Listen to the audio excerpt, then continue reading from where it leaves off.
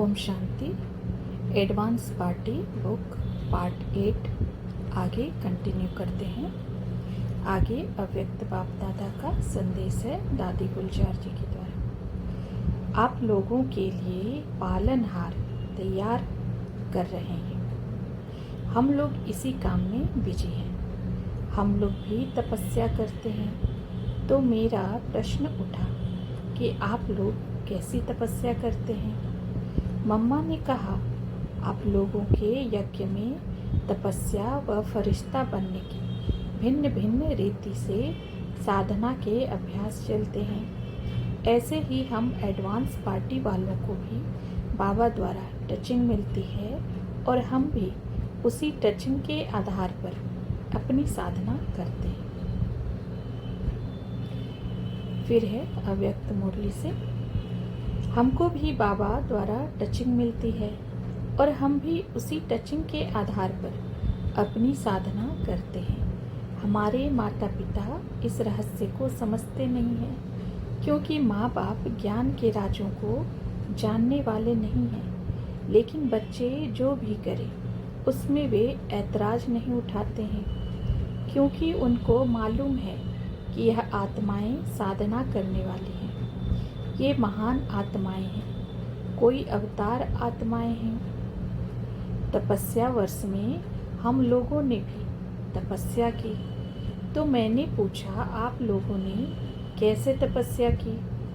हम लोग जहाँ भी हैं अमृत वेले का अभी भी अभ्यास करते हैं। नुमा शाम के समय भी हम सभी आत्माएं बाबा से विशेष टचिंग लेते हैं, शक्ति लेते हैं।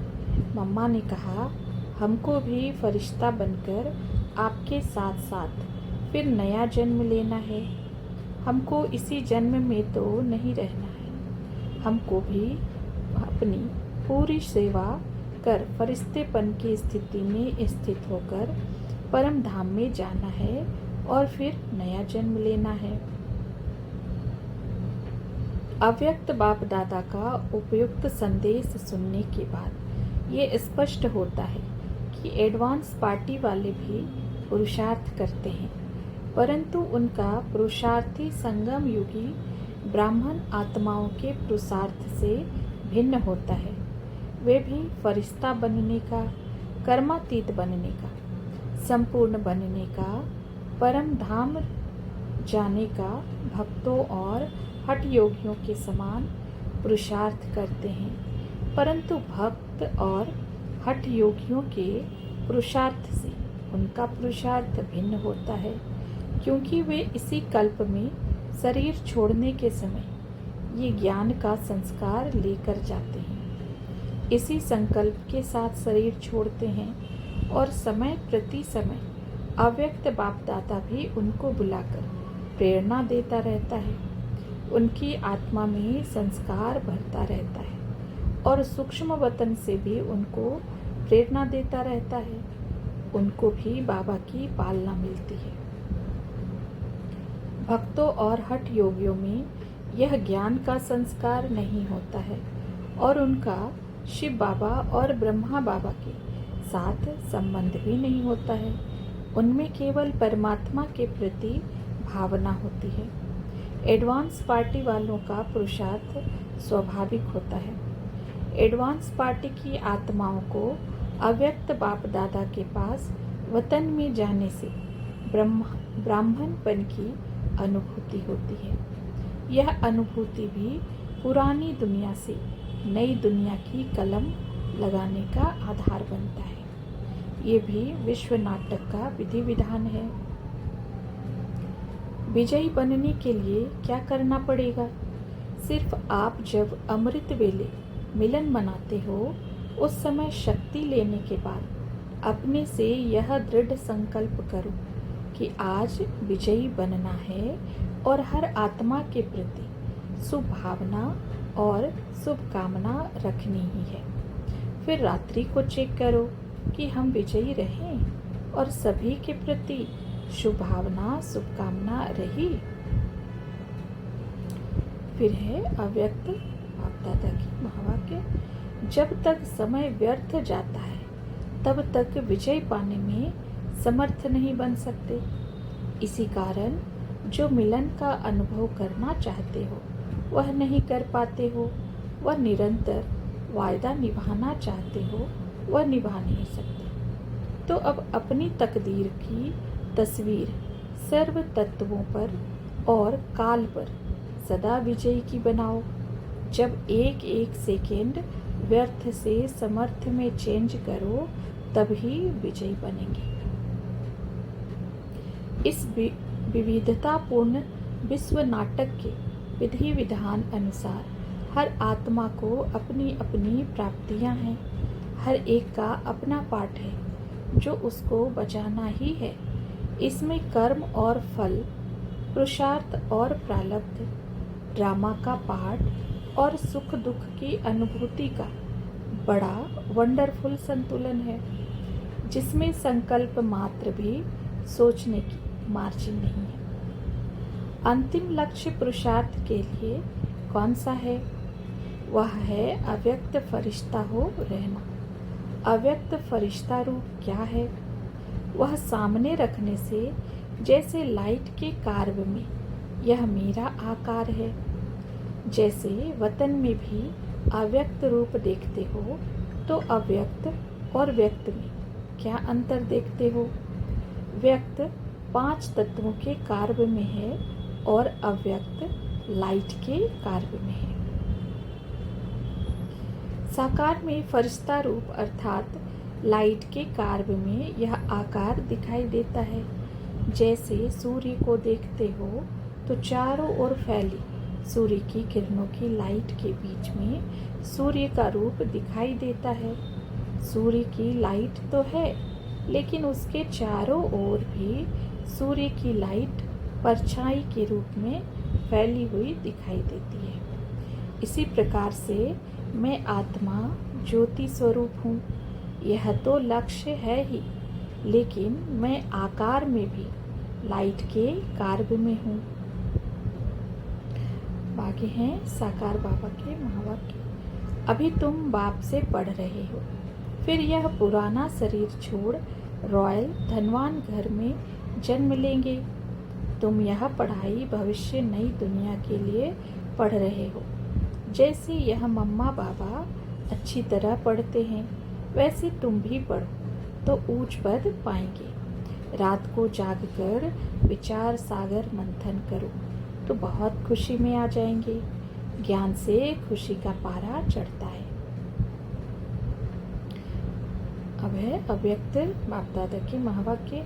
एडवांस पार्टी वाले भी वतन में आज अपने दिल का स्नेह देने लिए और लेने लिए आए थे। वे पूछ रहे थे कि आखिर हमारा यह पाठ कब तक, तो क्या जवाब दें? बाप दादा के साथ स्नेह है, लेकिन स्नेह के साथ शक्ति भी चाहिए। इसके लिए अमृत वेले को पावरफुल बनाओ। बैठते हैं, उसकी बाप दादा मुबारक देते हैं, लेकिन बैठने का वायुमंडल शक्तिशाली चाहिए। वह मातेश्वरी के महावाक्य। मैं कहता हूँ, तुम मेरे साथ मेरे धाम में चलो जहाँ से तुम आए थे। फिर यह सब डिस्ट्रक्शन हो, साफ होकर अच्छा हो जाए, फिर आकर तुम अच्छी दुनिया में सुख पाएंगे। बाप साथ भी देता है, मदद भी करता है, सिर्फ कहता है तुम थोड़ी हिम्मत करो। इसलिए कहा, हिम्मते मर्दा तो मददे खुदा। अच्छा, मीठे मीठे सभी लवली लकी बच्चों को माँ का याद प्यार और नमस्ते। ओम शांति। मम्मा के 2 मंत्र सदा याद रखो। हर घड़ी हमारी अंतिम घड़ी है और हुक्म चला रहा है। इन 2 मंत्रों की धारणा से हम सहज ही नष्टो मोहा स्मृति स्वरूप हो जाएंगे। आगे है एडवांस पार्टी, एडवांस स्टेज और एडवांस जन्म वालों के पुरुषार्थ और प्राप्ति में अंतर। एडवांस पार्टी, एडवांस स्टेज और एडवांस जन्म की प्राप्ति और पुरुषार्थ का तुलनात्मक अध्ययन। जो प्राप्ति और सुख एडवांस स्टेज में है वह एडवांस पार्टी में नहीं होता है, क्योंकि उनमें स्पष्ट ज्ञान नहीं होता है, परंतु दोनों की चढ़ती कला होती है। एडवांस पार्टी वालों को भी अव्यक्त बाप दादा की पूरी मदद मिलती है, इसलिए उनके जीवन में दुख नहीं होता है और वे भी सुख का अनुभव अवश्य करते हैं। अतीन्द्रिय सुख एडवांस स्टेज वालों को ही अनुभव होता है। एडवांस जन्म वालों को केवल भौतिक सुख होता है। एडवांस स्टेज वालों की तरह अतीन्द्रिय सुख या आनंद नहीं होता है, क्योंकि उनको यह आध्यात्मिक ज्ञान नहीं होता है, परंतु उनमें आध्यात्मिक शक्ति होती है, जिसके फलस्वरूप उनको भौतिक सुख प्रचुर मात्रा में प्राप्त होते हैं। एडवांस जन्म वालों की उतरती कला होती है, परंतु उनको उतरने का आभास नहीं होता है। एडवांस पार्टी का पुरुषार्थ स्वाभाविक होता है।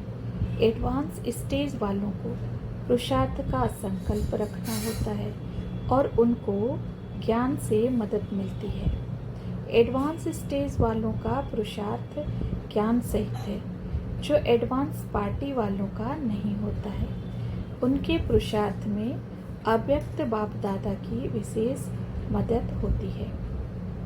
एडवांस जन्म वालों को भौतिक सुखों की भरपूर प्राप्ति होती है, परंतु उनको ना पुरुषार्थ का ज्ञान होता है और ना ही उनको कोई पुरुषार्थ करने की आवश्यकता होती है। संगम युग के लिए किए गए पुरुषार्थ के आधार पर उनकी प्रकृति दासी होती है, इसलिए सर्व प्रकार के सुख उनको प्राप्त होते हैं, परंतु उनकी उतरती कला होती है, अर्थात सुख निरंतर कम होते जाते हैं, उसका भी उनको ज्ञान और अनुभव नहीं होता है। इस प्रकार हम देखते हैं कि यथार्थ पुरुषार्थ एडवांस स्टेज वाले ही करते हैं। एडवांस पार्टी वालों का पुरुषार्थ स्वाभाविक होता है। एडवांस जन्म वाले कोई पुरुषार्थ नहीं करते हैं। पद कृष्ण का ऊंच कहा जाएगा। उनके बाप का सेकंड क्लास का पद है, जो सिर्फ निमित्त बनते हैं कृष्ण को जन्म देने के। बाप का नाम गुम हो जाता है, वह भी है जरूर ब्राह्मण, परंतु पढ़ाई में कृष्ण से कम है। कृष्ण का बाप कौन था यह किसको पता नहीं है, आगे चलकर मालूम पड़ेगा, बनना तो यहाँ से ही है। फिर आगे है साकार बाबा के महावाक्य। कृष्ण प्रिंस होगा तो कहेगा ना कि हमारा बाबा राजा है। ऐसे नहीं कि कृष्ण का बाप राजा नहीं हो सकता है।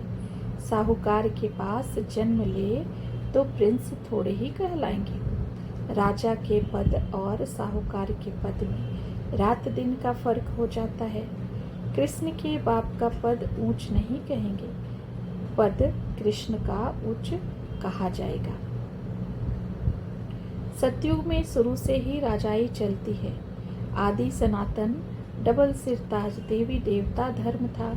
वह धर्म कैसे स्थापन हुआ, यह सब बातें तुम बच्चे ही जानते हो। तुम जानते हो हम शूद्र से अभी ब्राह्मण बन रहे हैं। ब्राह्मणों की है चोटी। यह व्यक्त ब्रह्मा सो संपूर्ण बनकर अव्यक्त फरिश्ता बनते हैं। ये बड़ी समझने की बातें हैं। पिछाड़ी में बहुत वंडरफुल पाठ देखेंगे। बैठे बैठे ये साक्षात्कार करते रहेंगे। तुम पूरे फरिश्ते यहाँ ही बनते हो। जो भी मनुष्य आत्माएं हैं वे सब शरीर छोड़ेंगी और वापस घर चली जाएंगी। यह ज्ञान भी अभी ही तुमको है। सतयुग में ज्ञान का नाम निशान नहीं रहेगा। वहाँ है प्रारब्ध, अभी है पुरुषार्थ। शुरू में तुमने बहुत कुछ देखा, फिर अंत में बहुत कुछ देखना है। साइंस वाले भी हुनर सीख रहे हैं। यही साइंस फिर वहाँ काम आएगी। यहाँ सीखने वाले वहाँ जाकर दूसरा जन्म ले काम करेंगे। सबसे अच्छी बात है बाप से बहुत लव होना चाहिए। बाप जो फुर्ना देते हैं उसको धारण करना है और दूसरों को भी ज्ञान दान करना है। जितना दान देते उतना ही अपना जमा होता जाएगा। सर्विस ही नहीं करेंगे तो धारणा कैसे होगी। अब आगे है advance stage, advance party, advance जन्म और समाधि। Advance stage, advance party, advance जन्म और योग। समाधि शब्द भक्ति मार्ग अर्थात हठ योग का है। ज्ञान मार्ग में भी योग में विभिन्न स्थितियां होती है। उनकी अपनी अपनी विशेष अनुभूतियां होती हैं। ये स्थितियां भी समाधि ही हैं। अर्थात योग की इन स्थितियों को ही भक्ति मार्ग के हठ योगियों ने समाधि के रूप में संबोधित किया है। हठ योग में विशेष रूप से 2 समाधियों का विशेष वर्णन है। एक है निरसंकल्प समाधि और दूसरी है निर्विकल्प समाधि। परंतु ज्ञान मार्ग के दृष्टिकोण से देखें तो 3 प्रकार की समाधियां अर्थात योग की स्थितियां हैं। एक है निरसंकल्प समाधि, दूसरी है निर्विकल्प समाधि और तीसरी है शुभ संकल्प समाधि। इन समाधियों के अपने अपने विशेष अनुभव हैं जो यथार्थ रूप से अभी संगम पर ही आत्मा करती है। जब ज्ञान सागर परम पिता परमात्मा ने इस सृष्टि चक्र का यथार्थ ज्ञान दिया है। पहली है निरसंकल्प समाधि अर्थात आत्मा जब देह में रहते देह से न्यारी अपनी बिंदु रूप स्थिति में स्थित होती है तो उसे निरसंकल्प समाधि अर्थात स्थिति कहेंगे, जिसमें आत्मा को दैहिक दुनिया का कोई संकल्प नहीं रहता है, परंतु अपने मूल आत्मिक स्वरूप का सूक्ष्म संकल्प रहता ही है, जिसके आधार पर आत्मा परम शांति और परम शक्ति की अनुभूति करती है। दूसरी है शुभ संकल्प समाधि अर्थात जब आत्मा यथार्थ ज्ञान की धारणा कर इस साकार देह में रहते देह से न्यारे अपने सूक्ष्म अर्थात फरिश्ता स्वरूप में स्थित होती है तो वह आत्मा की शुभ संकल्प समाधि है। अर्थात उस स्थिति में आत्मा के जो संकल्प होते हैं वे विश्व कल्याण के होते हैं और उस समय आत्मा से जो वृत्तियाँ और वाइब्रेशंस प्रवाहित होते हैं वे विश्व का कल्याण करते हैं। अर्थात उससे चेतन आत्माएं और जड़ जंगम प्रकृति पावन होती है।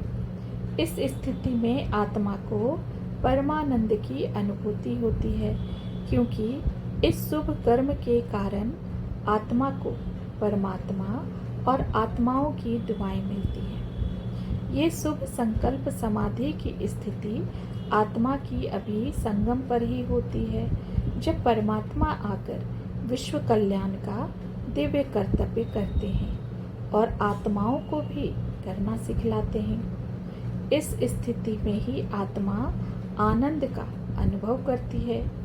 इसके लिए बाबा ने अनेक बार कहा है, तुम विशेष समय निकालकर मनसा सेवा करो। तीसरी है निर्विकल्प समाधि अर्थात जब आत्मा साकार देह में रहते देह से न्यारे अपने आत्मिक स्वरूप में स्थित हो इस विश्व नाटक की यथार्थता को जानकर अकाल तख्त नशीन होकर इसको साक्षी होकर देखती है और ट्रस्टी होकर पाठ बजाती है तो आत्मा को परम सुख की अनुभूति होती है। सतयुग में आत्मा में संकल्प तो होते हैं परंतु विकल्प नहीं होते हैं, इसलिए वहाँ भी आत्मा निर्विकल्प तो होती है परंतु वहाँ यथार्थ ज्ञान न होने के कारण आत्मा को परम सुख की अनुभूति जो अभी संगम पर होती है वह नहीं हो सकती है। वहाँ आत्मा के संगम के संचित खाते के आधार पर भौतिक सुखों की भरमार होती है। योग की इन तीनों स्थितियों का यथार्थ रीति पुरुषार्थ और उनसे प्राप्ति का ज्ञान और अनुभव एडवांस स्टेज वाले ही कर सकते हैं, क्योंकि उनकी बुद्धि में ही ज्ञान इमर्ज रूप में होता है।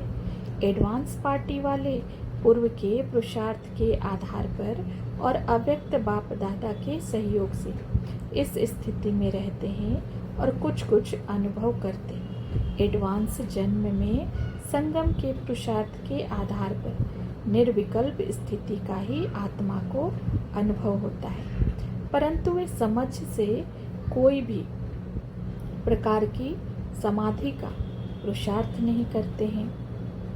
अब है अव्यक्त बाप दादा की महावाक्य। अभी ऐसा बोल कभी नहीं बोलना, क्या करूं, कैसे करूं, होता नहीं, आता नहीं, न चाहते हुए भी हो ही जाता है। क्या ये बोल फरिश्ता बोलता है? क्या अनेकों को बंधन मुक्त करने वाली आत्मा ऐसा बोल बोल सकती है? यह बंधन मुक्त आत्मा के बोल हैं। 5 विकारों के वंश को भी और 5 तत्वों के अनेक प्रकार के आकर्षण अर्थात इन 10 ही बातों के विजयी बनो, अर्थात विजय का दिवस मनाओ। फिर आगे है अव्यक्त बाप दादा की महावाक्य। सिद्धि तो रिवाजी आत्माओं को भी प्राप्त होती है, वे भी एक ही समय अनेक स्थानों पर अपना रूप प्रकट कर सकते हैं और अनुभव करा सकते हैं। वह है अल्पकाल की सिद्धि, लेकिन यह है ज्ञान युक्त विधि से सिद्धि। आगे चलकर कई नई बातें भी तो होंगी ना, जैसे आदि में घर बैठे ब्रह्मा रूप का साक्षात्कार होता था, प्रैक्टिकल में बोल रहा है, इशारा दे रहा है, ऐसे ही अंत में भी निमित्त बनी हुई शक्ति सेना का अनुभव होगा।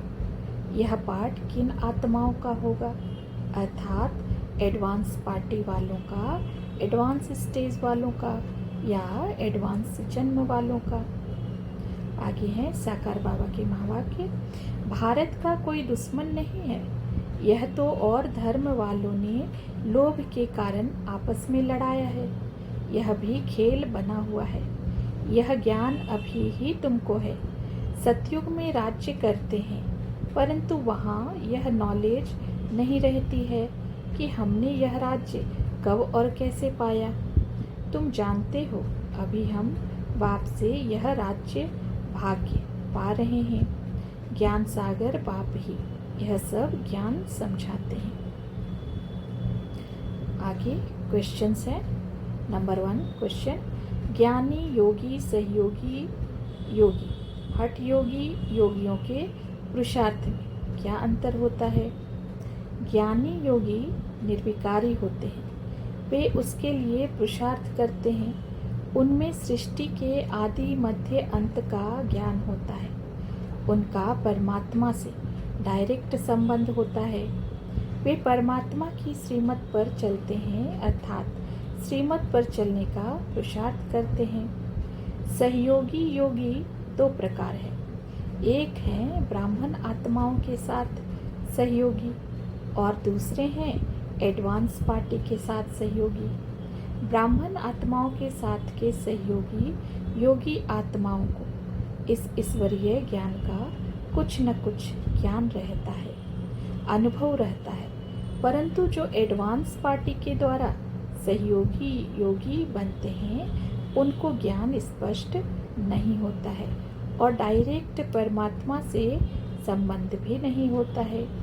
उनका अधिक संबंध एडवांस पार्टी की आत्माओं के साथ ही होता है, जिसके आधार पर वे नई दुनिया की स्थापना अर्थात निर्माणार्थ सहयोग करते हैं। हठ योगी और भक्त योगी भावना के आधार पर पुरुषार्थ करते हैं, परंतु वे निर्विकारी नहीं बनते हैं। वे गिरती कला में होते हैं और वे नई दुनिया के निर्माण में भी किसी प्रकार का सहयोग नहीं करते हैं। उनके पुरुषार्थ से उनका अपना और आत्माओं का कोई विशेष कल्याण भी नहीं होता है। ज्ञानी योगी सहयोगी योगी आत्माओं की चढ़ती कला होती है, जबकि हठ योगी आत्माओं की उतरती कला होती है। ईश्वरीय ज्ञान का मनन चिंतन करके खुशी में ज्ञानी योगी ही आएंगे और ईश्वरीय सेवा भी यथार्थ रीति वे ही कर सकेंगे। सहयोगी सेवा में साधन संपत्ति से मददगार बनते हैं, जिससे उनका भाग्य बनता है, परंतु ज्ञान की यथार्थ सेवा वे नहीं कर सकते, क्योंकि पढ़ाई यथार्थ रीति नहीं पढ़ते, ज्ञान की धारणा नहीं करते। वे केवल कार्य अच्छा समझकर सहयोगी बनते हैं। हठ योगी तो ब्रह्म को याद करेंगे या किसी देवता को याद करेंगे, उस पर अपनी मन बुद्धि को एकाग्र करेंगे, परंतु यथार्थ ज्ञान का पता न होने के कारण वे ज्ञान का मनन चिंतन नहीं कर सकते हैं, इसलिए उनकी चढ़ती कला नहीं होती है। सब पुरुषार्थ करते भी उनकी उतरती कला ही होती है, परंतु ज्ञानी योगी और सहयोगियों की चढ़ती कला होती है, क्योंकि वे परमात्मा के विश्व नव निर्माण के कार्य में सहयोग करते हैं। अच्छा, ओम शांति।